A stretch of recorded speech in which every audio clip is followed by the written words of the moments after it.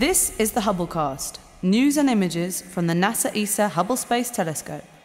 Travelling through time and space with our host, Dr. J, aka Dr. Joe Liske.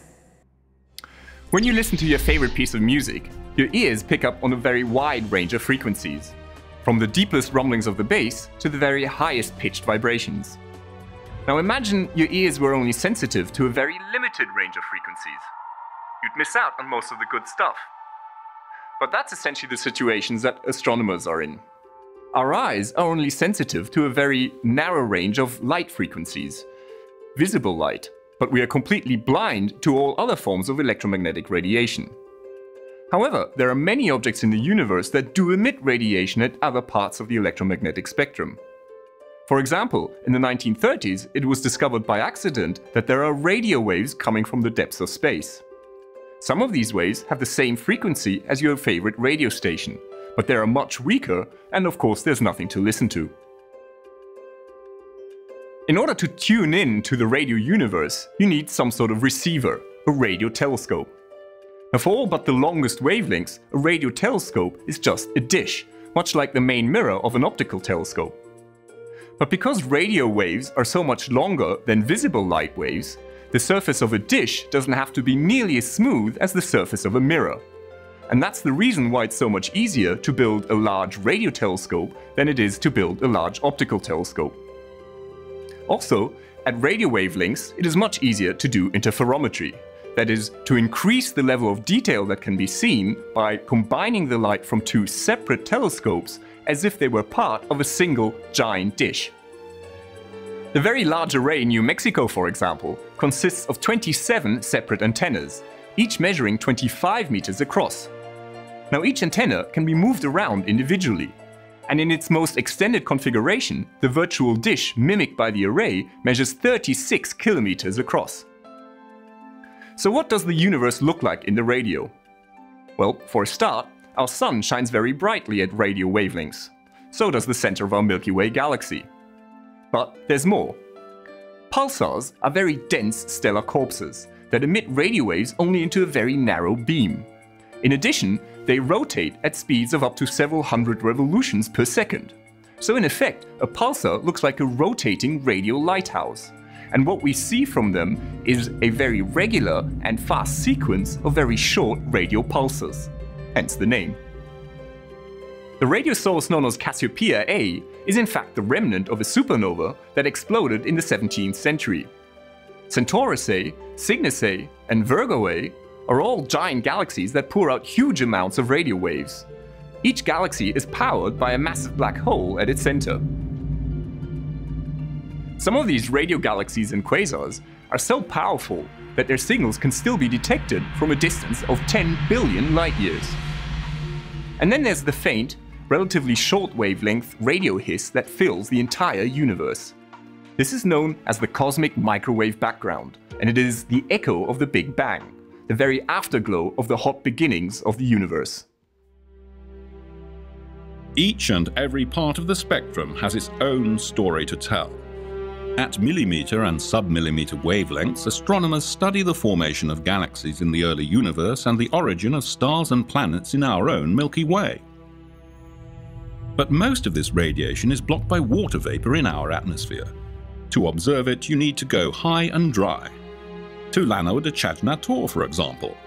At 5 kilometers above sea level, this surrealistic plateau in northern Chile is the construction site of ALMA, the Atacama Large Millimeter Array. When completed in 2014, ALMA will be the largest astronomical observatory ever built. 64 antennas, each weighing 100 tons, will work in unison. Giant trucks will spread them out over an area as large as London to increase the detail of the image or bring them close together to provide a wider view. Each move will be made with millimeter precision. Many objects in the universe also glow in the infrared. Discovered by William Herschel, infrared radiation is often also called heat radiation, because it is emitted by all relatively warm objects, including humans. You may be more familiar with infrared radiation than you think, because on Earth this kind of radiation is used by night vision goggles and cameras. But to detect the faint infrared glow from distant objects, astronomers need very sensitive detectors, cooled down to just a few degrees above absolute zero in order to suppress their own heat radiation. Today, most big optical telescopes are also equipped with infrared cameras. They allow you to see right through a cosmic dust cloud, revealing the newborn stars inside, something that just cannot be seen in the optical.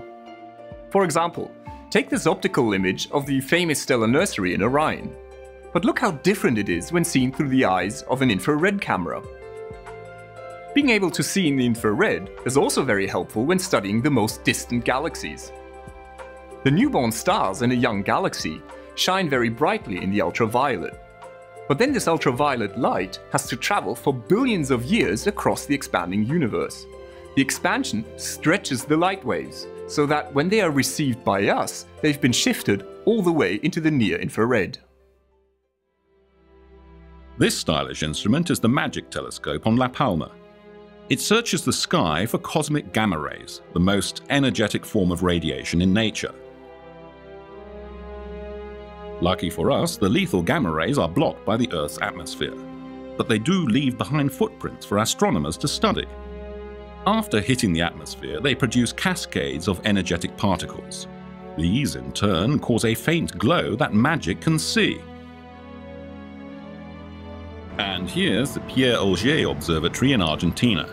It doesn't even look like a telescope. Pierre Auger consists of 1,600 detectors, spread over 3,000 square kilometers. They catch the particle fallout of cosmic rays from distant supernovas and black holes. And what about neutrino detectors, built in deep mines or beneath the surface of the ocean, or in the Antarctic ice? Could you call those telescopes? Well, why not?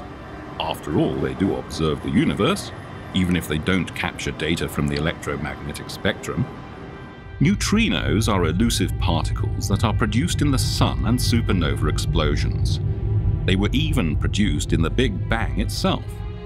Unlike other elementary particles, neutrinos can pass through regular matter, travel near the speed of light, and have no electric charge. Although these particles may be difficult to study, they are plentiful. Each second, more than 50 trillion electron neutrinos from the Sun pass through you.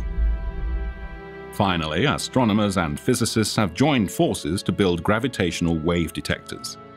These telescopes do not observe radiation or catch particles. Instead, they measure tiny ripples in the very structure of space-time, a concept predicted by Albert Einstein's theory of relativity. With a stunning variety of instruments, astronomers have opened up the full spectrum of electromagnetic radiation and have even ventured beyond. But some observations simply can't be done from the ground. The answer? Space telescopes.